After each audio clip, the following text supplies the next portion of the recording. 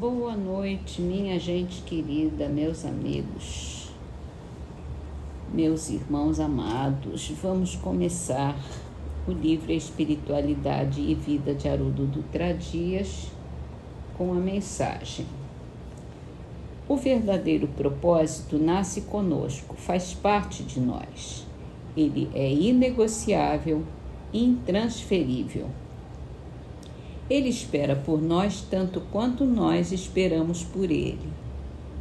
Na vida, nunca nos sentiremos verdadeiramente realizados, plenos, satisfeitos, a não ser quando formos capazes de concretizar o propósito de nossa existência.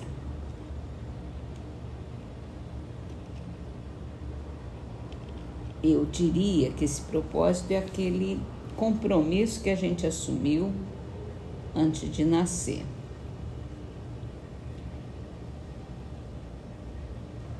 E a gente pode não ter a plena consciência do que é, mas lá no íntimo a gente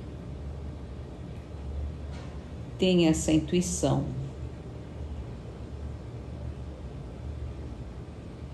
E quando a gente realiza, vai se sentir plenamente satisfeito e vai estabelecer um novo propósito. A gente está sempre almejando alguma coisa melhor para nós, a nossa evolução. Vamos então para o Livro dos Espíritos e começamos aqui um novo item no capítulo da intervenção dos espíritos no mundo corporal. Esse novo item se chama afeição que os espíritos votam a certas pessoas. E a pergunta é: os espíritos se afeiçoam de preferência a certas pessoas? Os bons espíritos simpatizam com os homens de bem ou suscetíveis de se melhorarem, os espíritos inferiores com os homens viciosos ou que podem tornar-se tais. Daí suas afeições como consequência da conformidade dos sentimentos. Quer dizer, semelhante atrai semelhante.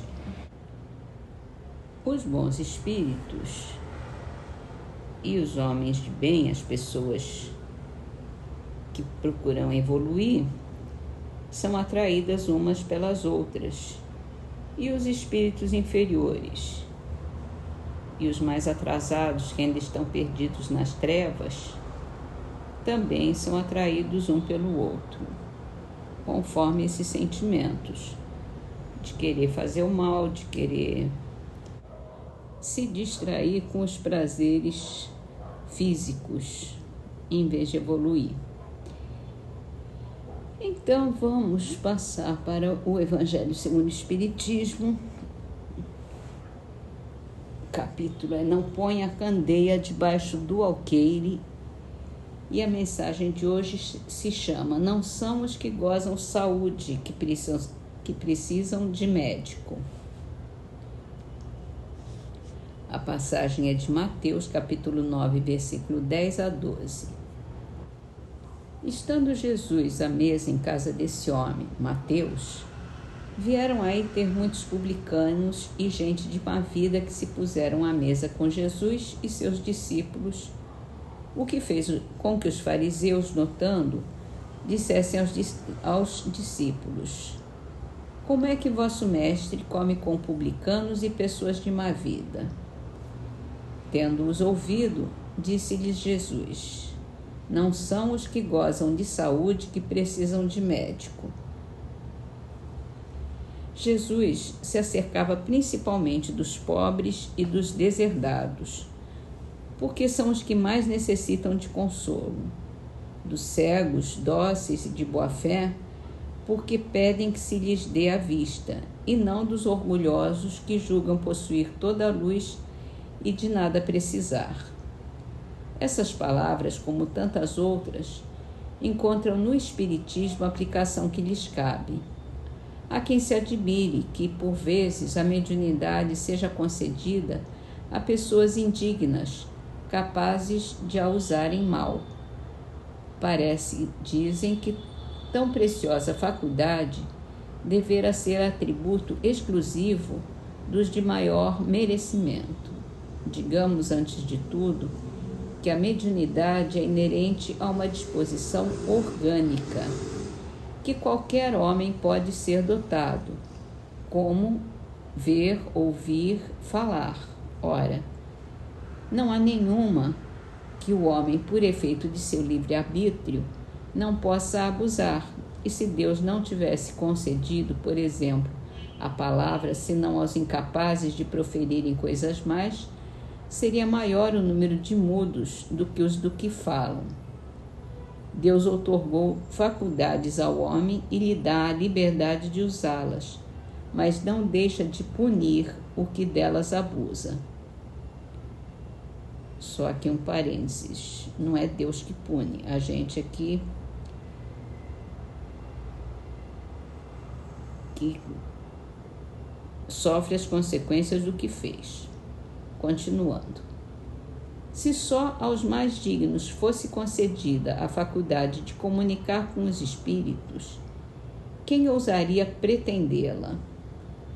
Onde, ademais, o limite entre a dignidade e a indignidade? A mediunidade é conferida sem distinção, a fim de que os espíritos possam trazer à luz a todas as camadas, a todas as classes da sociedade, ao pobre como ao rico, aos retos, para os fortificar no bem, aos viciosos para corrigi-los. Não são estes últimos os doentes que necessitam de médico? Por que Deus, que não quer a morte do pecador, privaria de socorro aquele que pode arrancar ao lameiro? Os bons espíritos lhe vêm em auxílio e seus conselhos, dados diretamente, são de natureza a impressioná-lo de modo mais vivo do que se os recebesse indiretamente. Deus, em sua bondade, para lhe poupar o trabalho de ir buscá-la longe, lhe coloca a luz nas mãos. Não será ele bem mais culpado se não quiser ver? Poderá se desculpar com a sua ignorância quando ele mesmo tem escrito com suas mãos, visto com seus próprios olhos, ouvido com seus próprios ouvidos e pronunciado com a própria boca a sua condenação? Se não aproveitar, será então punido pela perda ou pela perversão da faculdade que lhe foi outorgada e da qual, nesse caso, se aproveitam os maus espíritos para o obsidiarem e enganarem, sem prejuízo das aflições reais com que Deus castiga os servidores indignos e os corações que o orgulho e o egoísmo endureceram.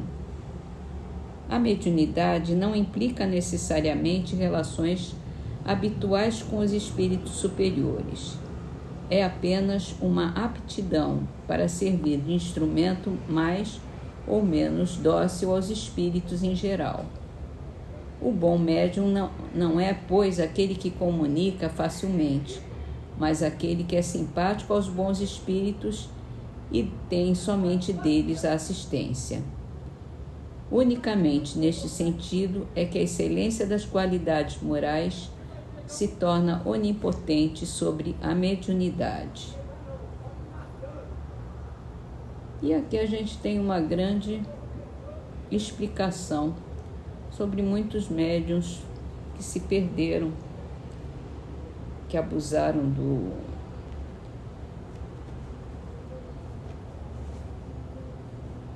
dessa dádiva que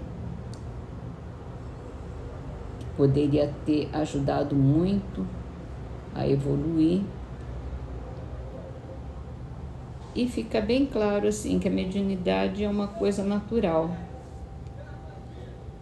como ver, ouvir, falar, e a gente atribui um valor às vezes fora da realidade, porque a gente não compreende direito isso e porque não é uma coisa tão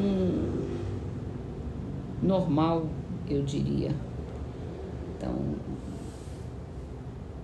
não é todo mundo que tem, né? Então a gente acha, não é que nem ver, ouvir falar, que quase todo mundo fala, a não ser as pessoas que têm deficiência.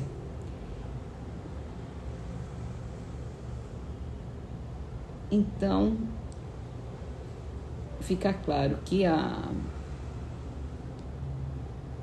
mediunidade é um meio também para a evolução daquele espírito que tem essa faculdade.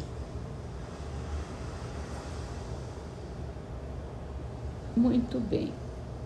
Vamos terminar então as nossas leituras com a trovinha de Albérico Lobo, do livro Orvalho de Luz, psicografado por Chico Xavier, Temas do Dinheiro.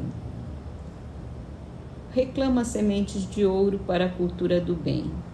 Jesus não tinha dinheiro e ajudou como ninguém.